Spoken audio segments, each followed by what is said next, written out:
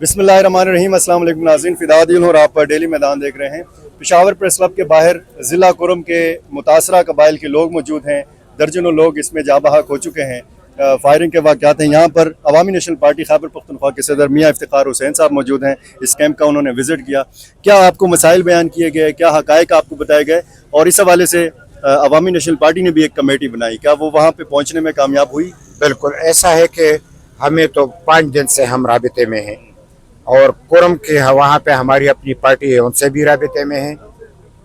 इस अमन कमेटी में जो 2 मेंबरान है वो हमारे अमन कमेटी ANP के भी मेंबरान है, वो वहाँ पे मौजूद है।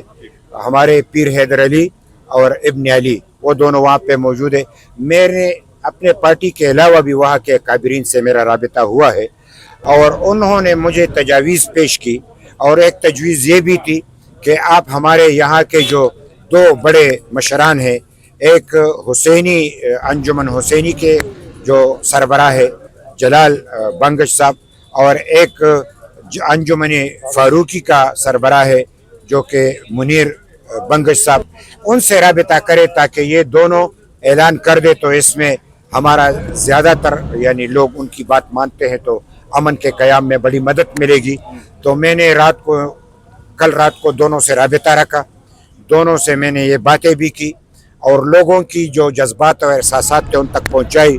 उन्होंने कहा कि मियाँ साहब आप जब भी चाहे हम आ सकते हैं, लेकिन इस वक्त सूरत हाल कुछ ऐसी है कि हम अपनी जगह से नकल हरकत नहीं कर सकते, रास्ते भी बंद है, हालात भी ख़राब है, लिहाजा आपने जो भी तजावीज़ पेश किए हम आपसे मुतफ़िक है। तो मैंने फिर उनसे इजाज़त तलब की कि अगर आप मुझे इजाज़त दे तो आपकी तरफ से मैं आवाम से बात कर सकूं।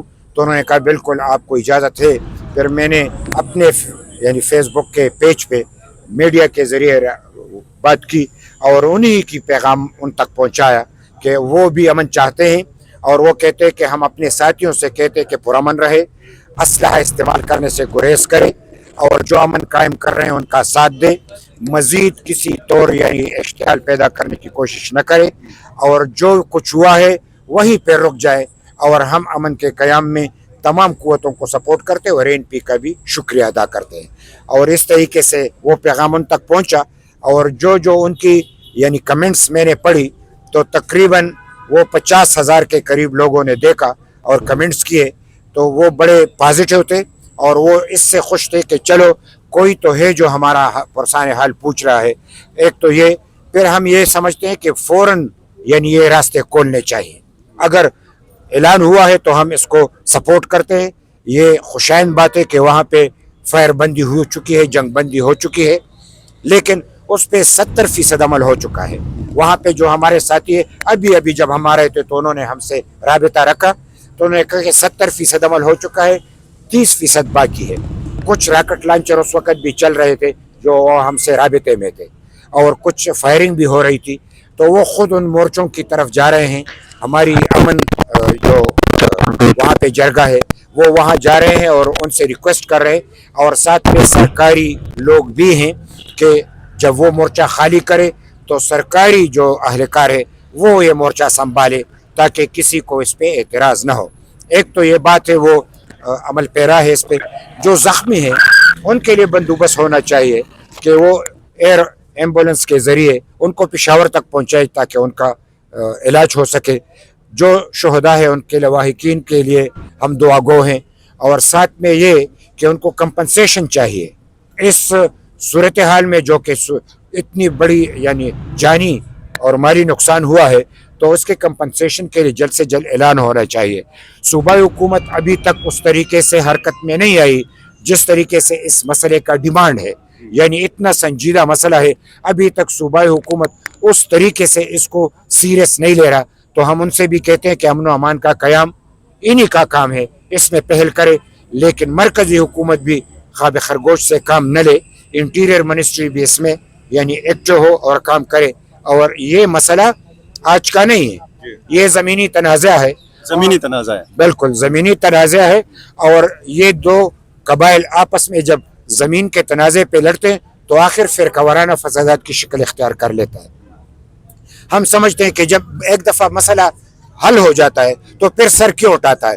तो हमें डर है और हम ये महसूस करते کہ کوئی ہے جو اس میں باہر سے حالت خراب کرنے کی کوشش کرتے ہیں اور لوگ دہشت گردی کو ہوا دینے کے لیے یہ طریقہ کار اپناتے ہیں.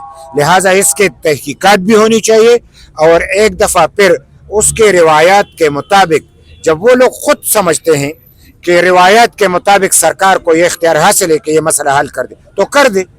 جب وہ خود اختیار دے رہے ہیں اور وہ کہہ رہے کہ اپنے روایات کے مطابق یعنی مسئلہ حل کر دے تو حکومت پہل کرے اور مسئلہ حل کر دے. اور ایک دفعہ مسئلہ حل ہو جائے تو پھر یہ فرقہ وارانہ فسادات کی شکل اختیار نہیں کرے گا اور دشمن کے ہاتھ یہ ہتھیار نہیں لگے گا اور یہ صرف پھر قرم جنسی تک محدود نہیں رہتا, پھر یہ سارے علاقے میں پھیل جاتا ہے.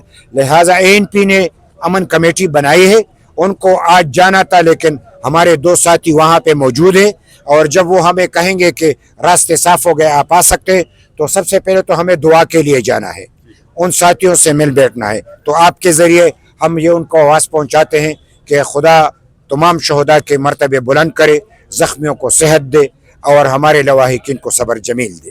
بہت شکریہ جی. یہ تھے ناظرین میاں افتخار حسین اور یہ بھی بتا رہے تھے کہ یہ زمین کا تنازع ہے اور ظاہر ہے کہ مسئلے کی پھر مسئلہ اس سے بن جاتا ہے. اور یہ میاں افتخار حسین بتا رہے تھے کہ کس طریقے سے یہاں پر انہوں نے مطالبات سنے ہیں اور حکومت پر بھی انہوں نے زور دیا ہے کہ حکومت بھی اس سلسلے میں اپنا کردار ادا کرے.